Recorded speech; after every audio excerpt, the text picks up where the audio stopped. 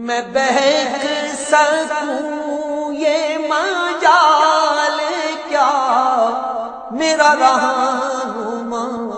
کوئی اور ہے۔ نحمدہ ونصلی علی رسولہ النبی الکریم الامین، اما بعد فاعوذ باللہ السمیع العلیم من الشیطان الرجیم، بسم اللہ الرحمن الرحیم۔ قال اللہ تبارک و تعالی فی القرآن الحکیم، ان اللہ وملائکتہ یصلون علی النبی یا ایہا الذین آمنوا صلوا علیہ وسلموا تسلیما۔ الصلاۃ والسلام علیک یا رسول اللہ وعلی آلک واصحابک یا نبی اللہ۔ اللہ تعالیٰ کی حمد و ثنا جان عالم حضرت محمد مصطفیٰ صلی اللہ علیہ وسلم اور آپ کے جمیع آل و اصحاب کی بارگاہ ناز میں درود و سلام کے نذرانوں کے بعد، انتہائی عزت اور احترام کے لائق سامعین ذی قدر، میرے دینی اور یقینی دوستو، بزرگ اور بھائیو، تفسیر اعجاز القرآن کے اگلے درس کے ساتھ پھر حاضر خدمت ہیں، اور آج انشاءاللہ العزیز ہم سورہ نور کے 6ویں رکوع کی تفسیر بیان کریں گے۔ اس کے ساتھ ساتھ یہ 18ویں پارے کا مجموعی طور پر 12واں رکوع ہوگا۔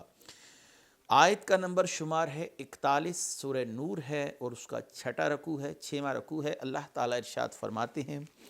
الم تری ان اللہ یسبح لہ من فی السماوات والارض والطیر صافات کل قد علم صلاتہ وتسبیحہ واللہ علیم بما یفعلون۔ کیا تم نے نہ دیکھا کہ جو کوئی آسمانوں اور زمین میں ہے وہ سب اور پرندے اپنے پر پھیلائے ہوئے اللہ کی تسبیح کرتے ہیں، سب کو اپنی نماز اور اپنی تسبیح معلوم ہے اور اللہ ان کے کاموں کو خوب جاننے والا ہے۔ اس آیت مبارکہ میں اللہ تبارک و تعالیٰ نے اپنی وحدانیت اور قدرت کے دلائل ارشاد فرمائے کہ زمین و آسمان میں جتنی بھی مخلوقات ہیں وہ اپنی تسبیح کو جانتی ہیں کہ وہ اللہ تعالیٰ کا ذکر کس انداز سے کریں گی اور انہیں اللہ تعالیٰ نے کس ذکر پر مامور فرما رکھا ہے۔ عمومی طور پر ہمیں کتابوں میں ایسی حکایات بھی ملتی ہیں جس میں حضرت سلیمان علیہ السلام کا تذکرہ بھی ملتا ہے کہ آپ نے جانوروں کی تسبیحات کے حوالے سے مختلف باتیں ارشاد فرمائی کہ مینڈک جو ہے وہ یہ تسبیح بیان کرتا ہے، اللہ تعالیٰ کی کوے،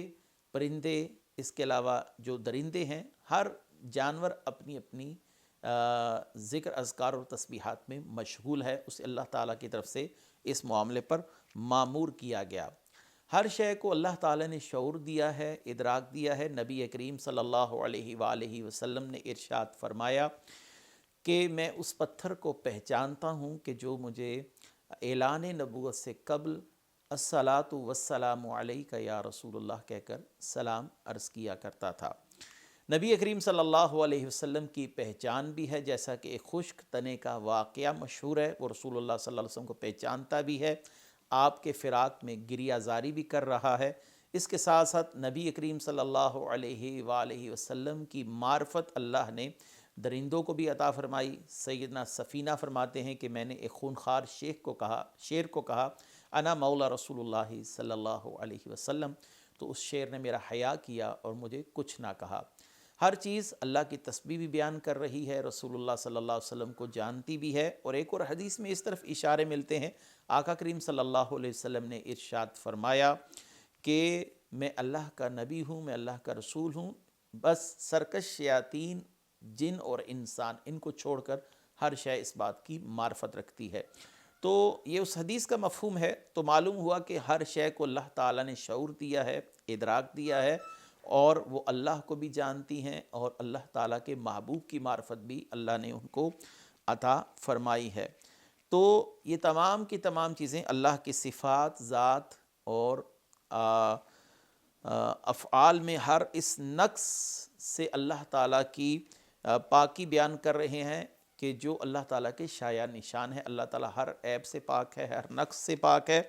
اور جو اللہ تعالیٰ کی شان جلیل کے لائق نہیں، ہر ایسے نقص کی نفی کر رہے ہیں اور اس بات کا اثبات کر رہے ہیں اپنی تسبیحات میں جو اللہ کے شایع نشان ہے۔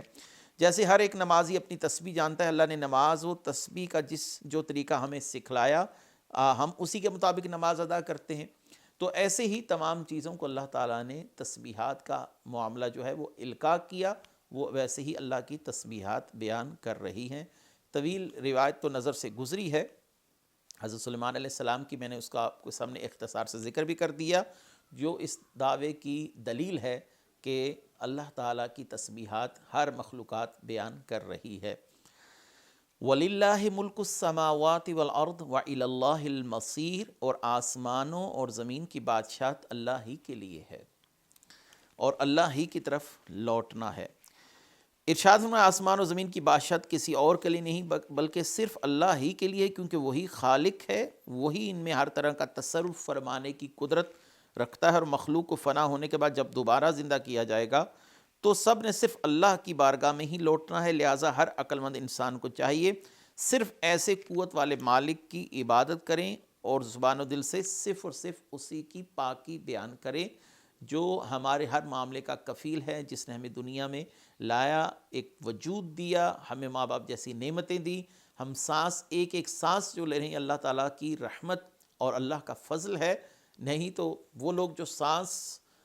نہیں لے پاتے، اور آپ نے دیکھا ہوگا کہ وینٹیلیٹرز وغیرہ پر جا چکے ہیں، آپ ان سے دریافت کیجئے، ان کے اہل خانہ سے دریافت کیجئے کہ سانس لینا بھی کتنی بڑی نعمت ہے۔ جو ہم ایک دن میں ہزاروں بار متعدد سانس لیتے ہیں، یہ اللہ تعالیٰ کی کتنی بڑی نعمت ہے۔ اس کے علاوہ طرح طرح کے انواع کے دیگر اقسام کے کھانے ہیں، ہر طرح کی مشروبات ہیں، پہننے کے لیے لباس ہے، والدین جیسے خوبصورت رشتے ہیں، بہن بھائی ہیں، اولاد ہے، زوجہ ہے، رشتہ داریاں ہیں، خاندان ہے۔ ہر انسان کے لیے اللہ تعالیٰ نے اتنے زیادہ معاملات رکھے ہیں کہ اگر وہ ساری زندگی بھی شکر ادا کرے تو ادا نہیں کر سکتا۔ دور نہ جائیے، میں نے آپ کو ایک مثال سانس کی دے دی، اگر سانس بند ہو جائے تو انسان کی زندگی خطرے میں پڑ جاتی ہے، اور سانس رکنے سے انسان دنیا سے کوچ کر جاتا ہے۔ تو اب خود اندازہ کر لیجئے کہ سانس بھی کتنی بڑی اللہ تعالیٰ کی نعمت عظمیٰ ہے، لیکن ہم اس کی قدر نہیں جانتے۔ تو زمین و آسمان کے معاملات وہی چلانے والا ہے، اسی کی ملکیت ہے، وہ جس کے ساتھ جو چاہے سلوک کرے، کیونکہ ہم اس کی ملک ہیں۔ وَإِلَى اللَّهِ الْمَصِيرُ، اور ہمیں اللہ ہی کی طرف لوٹنا ہے۔ تو یہاں پر دوبارہ عقیدہ آخرت اور جو آخرت کے معاملات ہیں ان کی طرف توجہ دلائی جا رہی ہے۔ جب تجھے اس نے اتنی نعمتیں دی ہیں تو عبادت کا حقدار بھی وہی ہے، شکر کی ادائیگی اسی کے لیے ہے، اسی کا شکر ادا کرنا چاہیے۔ اور جب اتنی نعمتیں مل گئیں اور ان نعمتوں کا حساب کتاب بھی ہے کہ تم نے یہ نعمتیں کہاں پر خرچ کیں، ان نعمتوں سے کس حد تک مثبت فوائد لیے، ان نعمتوں کو اچھے کاموں میں کس طریقے سے بروئے کار لے کر آئے۔ بابا فرید گنج شکر رحمۃ اللہ علیہ فرمایا کرتے تھے کہ نعمتوں کے متعلق سوال ہے، حتیٰ کہ جو ہم ٹھنڈے پانی کا ایک گھونٹ پیتے ہیں اس کے متعلق بھی ہم سے سوال کیا جائے گا۔ آنکھوں کے متعلق سوالات ہیں کہ آنکھوں کو کن کن کاموں میں استعمال کیا، اچھے کاموں میں استعمال کیا، برے کاموں کے اندر استعمال کیا۔ کانوں کی سماعتوں کے حوالے سے سوالات ہیں، زبان سے نکلنے والے ہر لفظ، ہر جملے کے متعلق سوالات ہیں۔ یہ تمام چیزیں جو ہیں وَإِلَى اللَّهِ الْمَصِيرُ کے اندر اشارہ دے رہی ہیں کہ ہم نے لوٹ کے اللہ کی طرف جانا ہے اور ان معاملات کا حساب کتاب دینا ہے۔ أَلَمْ تَرَ أَنَّ اللَّهَ يُزْجِي سَحَابًا ثُمَّ يُؤَلِّفُ بَيْنَهُ ثُمَّ يَجْعَلُهُ رُقَامًا فَتَرَى الْوَدْقَ يَخْرُجُ مِنْ خِلَالِهِ وَيُنَزِّلُ مِنَ السَّمَاءِ مِنْ جِبَالٍ فِيهَا مِنْ بَرْدٍ فَيُصِيبُ بِهِ مَن يَشَاءُ وَيُصْرِفُهُ عَن مَن يَشَاءُ يَكَادُ سَنَا بَرْقِهِ يَذْهَبُ بِالْأَبْصَارِ۔ کیا تم نے نہ دیکھا کہ اللہ نرمی کے ساتھ بادل کو چلاتا ہے، پھر انہیں آپس میں ملا دیتا ہے، پھر انہیں تہ در تہ کر دیتا ہے، تم دیکھتے ہو کہ ان کے درمیان میں سے بارش نکلتی ہے، اور وہ آسمانوں میں موجود برف کے پہاڑوں سے اولے اتارتا ہے، پھر جس پر چاہتا ہے اس پر انہیں ڈال دیتا ہے، اور جس سے چاہتا ہے اس سے انہیں پھیر دیتا ہے۔ قریب ہے کہ اس کی بجلی کی چمک آنکھیں لے جائے، آنکھیں اچک کر لے جائے۔ یہاں پر اللہ تبارک و تعالیٰ نے ہر عقل مند شخص کو اپنی نعمتوں میں، اپنی قدرت کی نشانیوں میں غور و فکر کی دعوت دی ہے۔ اب دیکھیے کہ پہاڑ جو یہاں پر کہے گئے پہاڑ ہیں آسمان کے بادلوں میں، اس کے حوالے سے بھی میں تفسیر بیان کر دوں، لیکن اس سے پہلے ایک بات سمجھ لیجئے کہ مختلف بادل جو ہیں وہ آپس میں ملتے ہیں اور اللہ تعالیٰ ان کو تہ در تہ کر دیتا ہے۔ جیسے ایک چیز کے اوپر دوسری چیز رکھی جاتی ہے اور دوسری کے اوپر تیسری چیز رکھی جاتی ہے، بادل آپس میں مل جاتے ہیں، ان میں کوئی گیپ نہیں رہتا، کوئی خلا نہیں رہتا، اور ان بادلوں کے اوپر ایک اور بادلوں کی پرت ہے، پھر ایک بادلوں کی دوسری بادلوں کے اوپر تیسری بادلوں کی پرت آ جاتی ہے، تو بادلوں کے اوپر بادلوں کی پرت آتی ہے، پھر اللہ تبارک و تعالیٰ کیا فرماتے ہیں، اس میں سے ہم بارش نکالتے ہیں، ہوائیں چلتی ہیں جو بخارات بنا کر ان بارش کے قطرات کو ان بادلوں میں معلق کر دیتی ہیں۔ یہ زمین سے بخارات اڑتے ہیں، آج بھی سائنس اس طرف جا رہی ہے کہ جب ہوا تیز چلتی ہے تو یہ پانی ہے، یہ بخارات بن کر آسمانوں میں معلق ہو جاتا ہے، پھر اللہ تعالیٰ اس کو دوبارہ برساتا ہے۔ اگر وہ ہوائیں نہ چلائے تو بارش کے جو قطرات ہیں جو بخارات بن کر بادلوں تک جا پہنچتے ہیں، یہ اللہ تعالیٰ کا کتنا خوبصورت نظام ہے، دعوت فکر دے رہا ہے۔ بالخصوص جو شخص محکمہ موسمیات سے تعلق رکھتا ہو، وہ ان باتوں کو بڑے قریب سے دیکھتا بھی ہے، جانتا بھی ہے کہ یہ اللہ تعالیٰ کی قدرت کی کتنی بڑی نشانیاں ہیں، لیکن عام انسان کے لیے سمجھانے کے لیے صرف اتنا کافی ہے، یہ پانی کہاں سے آتا ہے،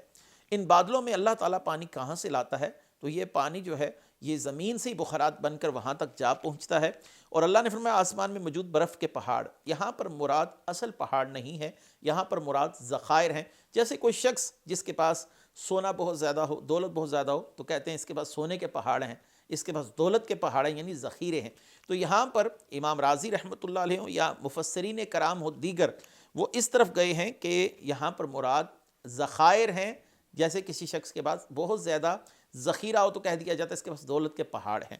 اور قاضی بیضاوی رحمۃ اللہ علیہ کا بھی رجحان اسی تفسیر کی طرف نظر آتا ہے کہ یہاں پر مراد جو ہے وہ ذخائر ہیں۔ تو اللہ تعالیٰ آسمان میں جو اولوں کے ذخائر ہیں وہاں سے اولے برساتے ہیں۔ اب وہ جو اولے ہیں وہ ایک خاص خطے میں برستے ہیں، ایک میں نہیں برس رہے ہوتے، یہ اللہ تعالیٰ کی قدرت کی نشانی ہے۔ اور جب تک اللہ تعالیٰ چاہتا ہے برساتا ہے، اور جب چاہتا ہے بادلوں کو پھیر کر لے جاتا ہے، یا ان اولوں کو بعضوں کے لیے رحمت بنا دیتا ہے کہ وہ پانی کا ذخیرہ بن جاتا ہے، اور بعضوں کے لیے یہ عذاب ہے کہ جس جگہ پر جا کر پڑتے ہیں وہاں پر نقصان ہوتا ہے۔ گزشتہ سالوں میں اسلام آباد میں ہونے والی بارشیں یا پنجاب کے دیگر علاقوں میں ہونے والی بارشیں یقیناً یہ عذاب الہی کی ایک جھلک تھی کہ وہ اولے اتنے بڑے بڑے اولے پڑے جیسا کہ مرغی کا انڈا ہوتا ہے، اور جہاں پر وہ پڑ رہے تھے اس چیز کو وہ تہس نہس کر رہے تھے۔ گاڑیوں کا نقصان ہوا، مالی طور پر لوگوں کو بہت سا نقصان کا سامنا کرنا پڑا، شیشے ٹوٹ گئے، گھروں کے دیگر جو آلات ہیں وہ بھی بری طرح متاثر ہوئے۔ یہ سب کیسے ہوا؟ یہ اسی لیے ہو کہ ہمارے جو اعمال ہیں وہ اللہ تعالیٰ کے ناپسندیدہ اعمال ہیں۔ نہ نماز ہم نے پڑھنی ہے، نہ روزوں کا حیا ہے ہمیں، نہ والدین کے رشتوں کی قدر ہے، نہ آپس میں تعلقات کا کوئی خیال ہے، دین محمدی کو ہم نے اپنے لیے کھیل بنا لیا، تو پھر ایسے عذاب تو مسلط ہوتے ہیں۔ اور وہ اولے جہاں جہاں پر پڑے انہوں نے اچھے بھلے نقصانات کا معاملہ کر دیا، گاڑیوں کی چھتیں جو تھیں وہ ٹوٹ گئیں، شیشے ٹوٹ گئے۔ تو اللہ تبارک و تعالیٰ نے فرمایا پھر جس پر چاہتا ہے انہیں ڈال دیتا ہے۔ یہاں پر اصل میں یہ جو تناظر ہے یہ ایک عذاب الہی کی کیفیت کا بیان کیا جا رہا ہے کہ جہاں پر وہ اولے پڑتے ہیں اور جس سے زیادہ انہیں پھیر دیتا ہے، یعنی جب تک چاہتا ہے انہیں برساتا ہے اور جب چاہتا ہے انہیں پھیر لیتا ہے۔ قریب ہے کہ اس کی بجلی کی چمک آنکھوں کو لے جائے۔ اب یہاں پر ایک اور خوبصورت میں استدلال کروں جو بڑا ہی قابل غور ہے، وہ یہ ہے کہ انہی بادلوں سے اللہ تعالیٰ بجلی کو بھی برساتا ہے، اور بجلی جب زمین پر کسی جگہ پر آ کر پڑتی ہے تو اس جگہ کو راکھ کر دیتی ہے، درخت جل جاتے ہیں، بہت سے نقصانات کے معاملات جو ہوتے ہیں وہ ظاہر ہوتے ہیں۔ تو خود سوچئے کہ بجلی کا وقوع کہاں سے ہے؟ انہی بادلوں سے ہے، انہی بادلوں سے اولے بھی پڑ رہے ہیں، انہی بادلوں سے بارش بھی آ رہی ہے، انہی بادلوں سے اللہ تعالیٰ بجلی بھی برسا رہا ہے، اور بجلی جو ہے وہ آگ کی طرح ہر چیز کو جلا دیتی ہے۔ اب ایک سوال ہے کہ بجلی کی جو تاثیر ہے وہ آگ کی تاثیر ہے، وہ ہر چیز کو جلا کر خاک کر دیتی ہے، انہی بادلوں میں بارش بھی ہے اور انہی سے بجلی بھی پیدا ہو رہی ہے۔ تو یہ اللہ کی قدرت کی کتنی بڑی دلیل ہے کہ انہی میں پانی ہے جس کی تاثیر ٹھنڈی ہے، انہی میں اولے ہیں جن کی تاثیر ٹھنڈی ہے، اور انہی سے اللہ تعالیٰ بجلی برسا رہا ہے جو بجلی چیزوں کو جلا کر خاک کر رہی ہے، جلا کر راکھ کر رہی ہے، اور بجلی کی تاثیر دیکھ لیجئے گرم ہے۔ تو ایک ہی چیز کے اندر اجتماعی نقیضین ہیں، دو ضدیں ہیں، ایک بہت گرم ہے ایک بہت ٹھنڈی ہے۔ یہ بھی اللہ تعالیٰ کی بہت ہی زبردست نشانیوں میں سے ہے، اللہ کی قدرت کی دلیل ہے، اللہ کی وحدانیت کے دلائل ہیں جن کو اللہ تعالیٰ بیان فرما رہے ہیں۔ یہ بھی ممکن نہیں ایک ہی چیز سے اللہ تعالیٰ ایک متعارض چیز کو پیدا فرما دے اور اسی چیز سے اللہ تعالیٰ کسی اور چیز کو پیدا فرما دے۔ یہ صرف اللہ تعالیٰ کی شان ہے، کسی انسان کے ہاتھ میں یہ معاملات نہیں ہیں۔ اور فرمایا یقلب اللہ اللیل والنہار ان فی ذلک لعبرۃ لأولی الابصار، اللہ رات اور دن کو تبدیل فرماتا ہے، بے شک اس میں آنکھ والوں کے لیے سمجھنے کا مقام ہے، نہیں دیکھنے والوں کے لیے سمجھنے کا مقام ہے۔ یعنی اللہ تعالیٰ رات اور دن کو تبدیل فرماتا ہے، اس طرح کہ رات کے بعد دن اور لاتا ہے اور دن کے بعد رات، بے شک بادلوں کو چلانے اور ان سے بارش نکلنے اور آسمان سے اولے برسانے، بادلوں سے بجلی ظاہر کرنے اور دن رات کو تبدیل کرنے میں غور و فکر کرنے والوں کے لیے اللہ کی بڑی نشانیاں موجود ہیں کہ وہ کتنی بڑی ذات، کتنی عظیم ذات ہے جو ان تمام معاملات کو ایک ترتیب کے ساتھ چلا رہی ہے۔ واللہ خلق کل دابۃ من ماء فمنہم من یمشی علی بطنہ ومنہم من یمشی علی رجلین ومنہم من یمشی علی اربع یخلق اللہ ما یشاء ان اللہ علی کل شیء قدیر۔ اللہ نے زمین پر چلنے والے ہر جاندار کو پانی سے بنایا، تو ان میں کوئی اپنے پیٹ کے بل چلتا ہے اور ان میں کوئی 2 پاؤں پر چلتا ہے اور ان میں کوئی 4 پاؤں پر چلتا ہے۔ اللہ جو چاہتا ہے پیدا فرماتا ہے، بے شک اللہ ہر شے پر قادر ہے۔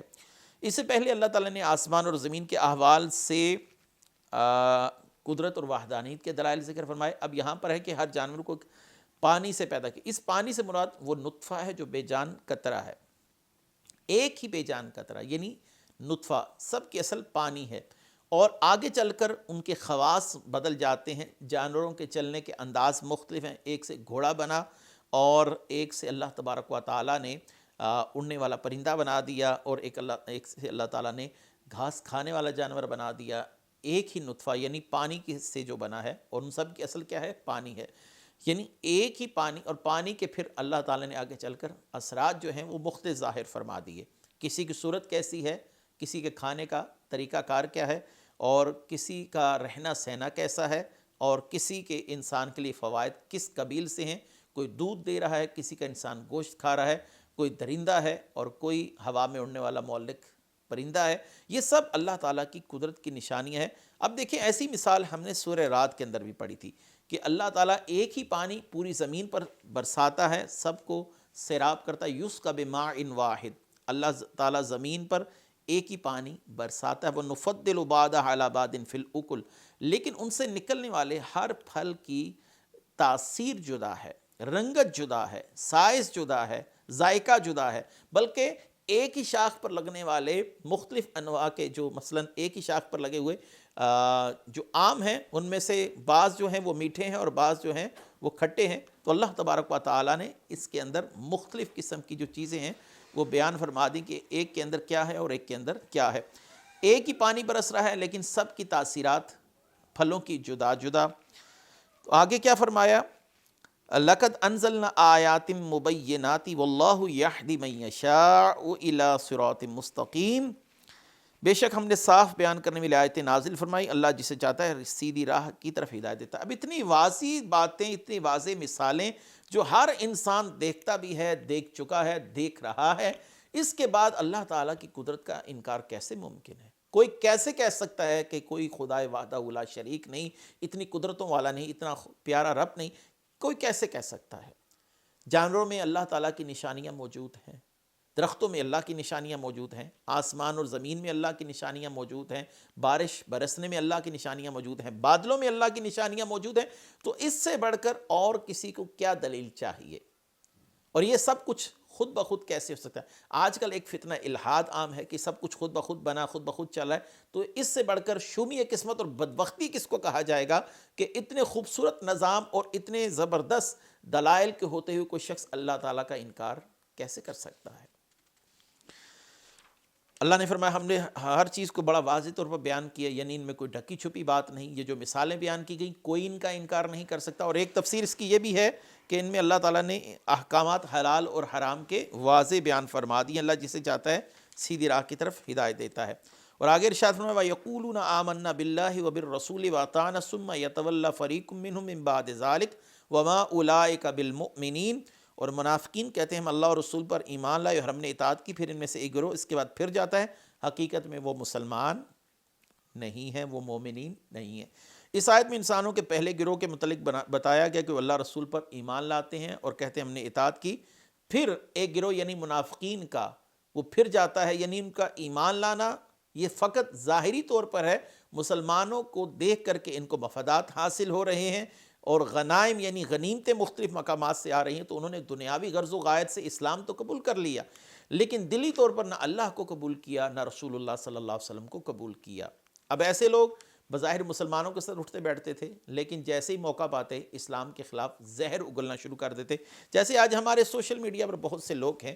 برائے نام مسلمان، لیکن اسلام کے حوالے سے لوگوں کے ذہنوں میں تشکیک کے بیج بو رہے ہیں۔ کبھی فتنہ الحاد کو ہوا دی جا رہی ہے، کبھی غیر مقلدیت کو ہوا دی جا رہی ہے، کبھی آئمہ کرام جو مسلمانوں کے آئمہ گزرے ہیں ان کے کردار پر کیچڑ اچھالا جا رہا ہے، کبھی مسلمانوں کی معتبر اور معتمد کتابوں کو مشکوک کیا جا رہا ہے۔ یہ ایسے ہی منافقین جو ہیں وہ آج کے دور میں بھی پائے جاتے ہیں، جو اسلام کے خلاف لوگوں کے دلوں میں شک و شبے کے بیج بو رہے ہیں، اور یہ عادت ان کی شروع سے رہی ہے کہ رہنا مسلمانوں میں ہے لیکن مسلمان بن کر نہیں رہنا۔ آگے وَإِذَا دَعُوا إِلَى اللَّهِ وَرَسُولِهِ لِيَحْكُمَ بَيْنَهُمْ إِذَا فَرِيقٌ مِّنْهُمْ مُعْرِضُونَ، جب انہیں اللہ اور اس کے رسول کی طرف بلایا جائے تاکہ رسول ان کے درمیان فیصلہ فرما دیں، تو اس وقت ان میں سے ایک فریق منہ پھیرنے لگتا ہے۔ اب اس آیت کا شان نزول ایک بشر نام کا جو منافق ہے اس کے حوالے سے بیان کیا جاتا ہے۔ مفسرین نے اس کا بیان کیا کہ اس کا ایک یہودی کے ساتھ جھگڑا ہو گیا، اور یہودی اس معاملے میں حق پر تھا، تو اس نے کہا کہ یہ فیصلہ ہم رسول اللہ صلی اللہ علیہ وسلم سے چل کر کرواتے ہیں۔ حالانکہ وہ یہودی تھا، رسول اللہ صلی اللہ علیہ وسلم کی رسالت اور نبوت کے حوالے سے وہ مطمئن نہیں تھا، اس کے دل میں شک و شبہات ہے، لیکن وہ یہ بات جانتا تھا کہ رسول اللہ صلی اللہ علیہ وسلم حق پر مبنی فیصلہ دیں گے۔ تو بشر نام کا جو یہ منافق تھا، جو بظاہر مسلمان تھا لیکن دلی طور پر کینہ مصطفیٰ میں مصطفیٰ صلی اللہ علیہ وسلم کے متعلق کینہ رکھنے کی وجہ سے منافقت جو تھی اس کے دل میں سرایت کی ہوئی تھی، تو اس نے کہا نہیں، ہم رسول اللہ صلی اللہ علیہ وسلم سے فیصلہ نہیں کرائیں گے، ہم کعب بن اشرف جو یہودی ہے اس سے جا کر فیصلہ کروائیں گے۔ تو اللہ تعالیٰ نے اس آیت کا نزول فرمایا کہ جب انہیں اللہ اور اس کے رسول کی طرف بلایا جائے کہ رسول ان کے درمیان فیصلہ فرما دیں، تو ایک فریق منہ پھیرنے لگتا ہے۔ اس کا معنی یہ ہے اللہ اور رسول دونوں ہی حجت ہیں، شارع ہیں شریعت کے اندر، ان دونوں کو جو بنیادی مقام ہے وہ حاصل ہے اللہ کا حکم، پھر رسول اللہ صلی اللہ علیہ وسلم کا حکم، یعنی قرآن بھی تمام اہل ایمان کے لیے حجت ہے، اور حدیث نبوی بھی تمام اہل ایمان کے لیے حجت ہے۔ آگے فرمایا وَإِن يَقُل لَّهُمُ الْحَقُّ يَأْتُوا إِلَيْهِ مُذْعِنِينَ، اگر فیصلہ ان کے لیے ہو جائے تو اس کی طرف خوشی خوشی جلدی سے آتے ہیں۔ منافقین کی عادت جب اپنے حق میں فیصلہ ہو جائے تو بڑی خوشی سے قبول کرتے ہیں، جب اپنی طبیعت کے خلاف کوئی بات ہو تو پھر شک و شبہات کا شکار ہو جاتے ہیں، تردد کا شکار ہو جاتے ہیں، اور اسلام پر پھپتیاں کستے ہیں۔ یہی حال ہے ان مفاد پرست لوگوں کا، جن کو کوئی فائدہ ہو تو اسلام کے نعرے لگتے ہیں، لیکن جب اسلام ہی ان کے ذاتی مفادات کے خلاف کوئی بات کہہ دے، یعنی انہیں ہدایت کی طرف بلائے، تو پھر یہ لوگ شک و شبہات پیدا کرتے ہیں اسلام کے متعلق، اور رسول اللہ صلی اللہ علیہ وسلم کے کردار پر سوالات اٹھاتے ہیں۔ الامان والحفیظ۔ آخری آیت افی قلوبہم مرض ام ارتابوا ام یخافون ان یحیف اللہ علیہم ورسولہ بل اولئک ھم الظالمون، تو کیا ان کے دلوں میں بیماری ہے یا انہیں شک ہے؟ کیا وہ اس بات سے ڈرتے ہیں کہ اللہ اور رسول ان پر ظلم کریں گے؟ بلکہ وہ خود ہی ظالم ہیں۔ اس آیت میں منافقین کے اعراض کی قباحت بیان کرتے ہوئے اللہ تعالیٰ نے ارشاد فرمایا کہ ان کے دلوں اور میں کفر و منافقت کی بیماری ہے، یعنی اے حبیب صلی اللہ علیہ وسلم آپ کی نبوت میں شک ہے، یا کیا وہ اس بات سے ڈرتے ہیں کہ اللہ رسول ان پر ظلم کریں گے؟ ایسا ہرگز نہیں ہے، اللہ بھی حق بات ہی کہے گا، رسول اللہ صلی اللہ علیہ وسلم بھی حق بات کہیں گے، انہیں کس بات کا ڈر ہے؟ اگر یہ حق پر ہیں تو فیصلہ ان کے حق میں ہوگا، اور اگر یہ باطل پر ہیں اور کسی معاملے کے اندر یہ حق پر نہیں ہے تو اللہ رسول ان پر ظلم نہیں کریں گے، جو بات حق ہے صرف وہی بات کہی جائے گی۔ نبی کریم صلی اللہ علیہ وسلم نے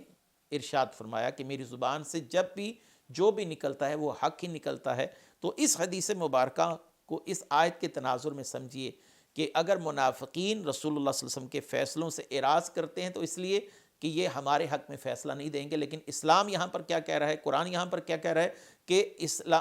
ان کے حق میں فیصلہ صرف اسی صورت میں ہو سکتا ہے اگر وہ حق بجانب ہو، اگر وہ حق بجانب نہیں ہے تو پھر ان کے حق میں فیصلہ نہیں ہو سکتا۔ یہاں پر یہ تفریق نہیں کہ کوئی مسلمان ہے اور وہ کسی پر ظلم کرتا پھرے، اور کوئی یہودی ہے اور وہ بے شک مظلوم ہی کیوں نہ ہو اس کے خلاف فیصلہ دے دیا جائے، ایسا نہیں ہو سکتا۔ اگر یہودی حق پر ہوگا تو اس کے حق میں فیصلہ دیا جائے گا، کیونکہ معاشرتی معاملات کے اندر جو انصاف کا توازن اسلام نے برقرار رکھا ہے وہ کسی اور مذہب میں نہیں ہے۔ وہاں پر اقربا پرستی ہے، اپنے مذہب کو دیکھا جاتا ہے، لیکن اسلام میں ایسا نہیں۔ اسلام میں صرف یہ دیکھا جاتا ہے کہ کون شخص حق پر ہے تو اس کے حق میں فیصلہ دیا جائے گا۔ وآخر دعوانا ان الحمد للہ رب العالمین۔ میں بہک سکوں یہ مجال کیا میرا رہنما